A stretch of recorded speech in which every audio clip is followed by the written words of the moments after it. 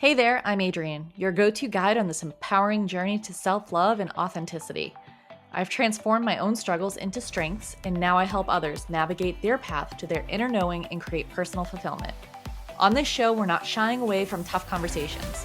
We're diving headfirst into topics like self-worth, overcoming limiting beliefs, challenging societal norms, and creating a life that's not just successful, but truly fulfilling. We're all about blending heartfelt, soul-searching chats with practical, actionable strategies.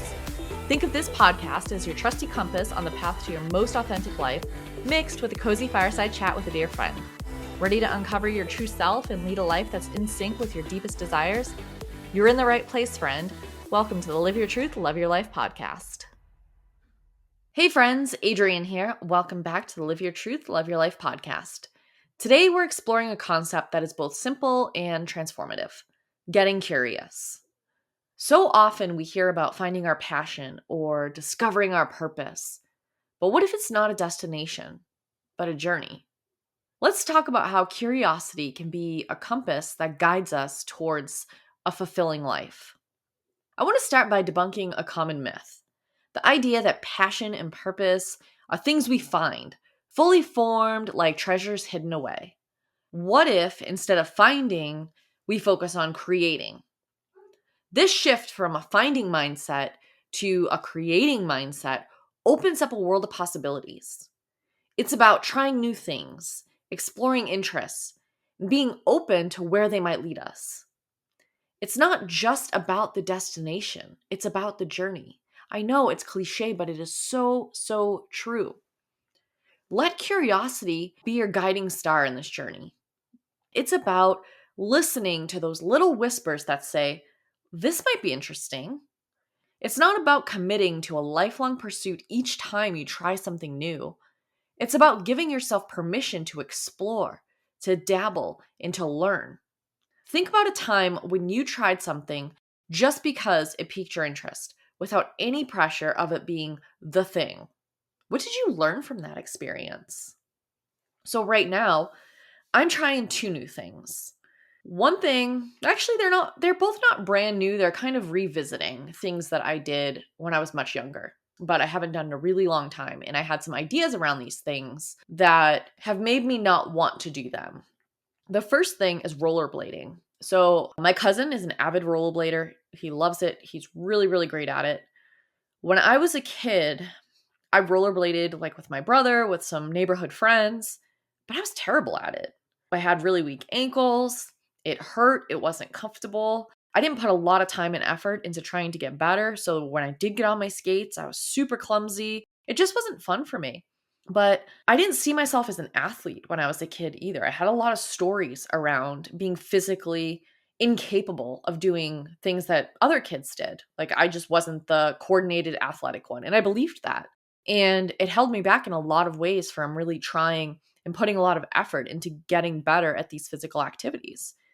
As I'm older, that's not the story that I tell myself anymore. I am an athlete now. I run marathons. I do ultra marathons. I hike in endurance events. I do this whole gamut of physical activity that I never thought would be something that I love, but it is now. So, in thinking about all of that and considering all of that, I decided I'm going to jump back into rollerblading. I'm going to put some time into it. I'm just going to see where it takes me. I'm going to enjoy it. I'm going to enjoy the process. The second thing that I'm getting into is art journaling. So I do a lot of arts and crafts. I do a lot of painting, I do a lot of writing. And when I was younger, I used to kind of combine all of this stuff, right, into like mixed media type projects. As I got older, I got away from it for a little bit. It's something that I love doing. It's something I'm passionate about. But I never really felt like I was an artist. I never really felt like my creations looked that great. There was a lot of judgment behind the product. So I felt like writing was more my strong suit. I felt like I was pretty okay at painting. So I would do those things independently. But as far as like pulling it all together and adding in some more mixed media supplies, I just really got away from that. Recently, I signed up for a couple of online courses and some challenges, and I got a couple books, and I'm really just throwing myself into this mixed media art journaling just to see, what do I create? Do I enjoy it? Do I love it? Is it something I want to do more often? I think that creative endeavors really enhance mindfulness and release stress. Stuff that's on the artsy side is really stuff that I do love. So I'm kind of diving back into that, allowing curiosity to take me wherever we go and just see what that's like, see what the process is, see what the outcome is, see what I create, and just enjoy it. Maybe it's something I'm going to continue for years to come, or maybe I'm going to do it for a while and be like, you know what, actually, maybe there are more reasons behind why I stopped doing this other than I didn't think I was any good at it. Maybe I don't enjoy it as much as I thought I would. So I'm just kind of approaching both of these things, the rollerblading and the art journaling, with this curiosity of let's just try it. Let's get back into it and see where it goes. So I want to talk about practical ways to cultivate curiosity. You want to start small. It could be picking up a book on a topic that you know nothing about, enrolling in a workshop, or simply trying a new hobby. And now I kind of just mentioned all of these things around art journaling. So I've gotten some books, I've hopped into some online classes, into a challenge, and I'm treating it like a new hobby, just engaging with it and seeing what happens. And the key is to engage with your activity without any expectation. It's about learning and exploring and allowing your experiences to shape your path.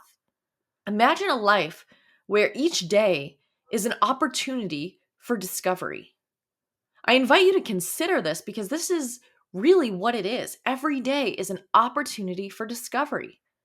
A life where purpose and passion are not static endpoints, but evolving dynamic parts of our journey. This doesn't mean you won't find your passion or purpose.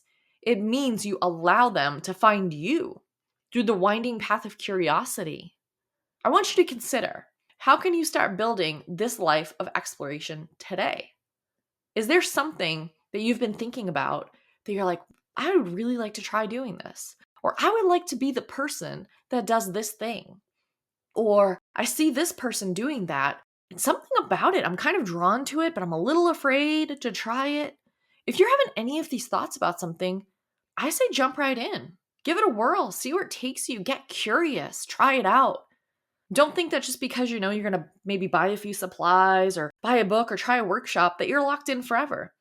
You're just responding to that inner curiosity that's coming up. Allow it to guide you. Just see where it goes.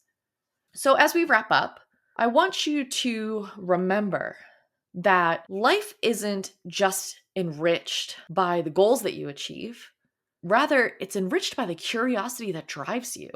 Each step, each detour, each experiment adds color and depth to your story. So what will you be curious about today? Hop on social media. Let me know. Tag me in your posts. What will you be curious about today? I genuinely want to know. And I'll be sure to post some pictures and videos of my new endeavors, see how they go. Wish me luck. And I look forward to seeing what you're going to try. I just really think that trying something new and allowing it to guide you and seeing where it takes you is so important to figuring out what is the next right thing for you. If you're feeling stuck in your life or you're feeling stuck in your career, try some different things just for the sake of trying them, because they may lead you out of that stuck point. They may lead you down a path that opens up brand new opportunities, maybe exposes you to a whole new group of people, some new friends, some different contacts, people you can network with. It's just all about getting curious and then following that curiosity to see where it leads you. So again, tag me in your posts. Let me know what you're getting curious about. I'm super excited to hear. So until next time, stay curious and live your truth, love your life. That's it for today's episode, my friends. Thanks so much for joining me on the Live Your Truth, Love Your Life podcast. To get even more out of today's conversation, don't forget to swing by the show notes and download your freebie. Want to keep the conversation going? I'd love to hear what spoke to you most today. Head on over to my Instagram at Live Your Truth, Love Your Life and drop me a comment. I'm always excited to connect and learn more about you. Remember, the journey towards living your truth and loving your life is a rewarding one. New episodes are dropping each Monday and Thursday, and I can't wait for next time. Until then, have a fantastic week.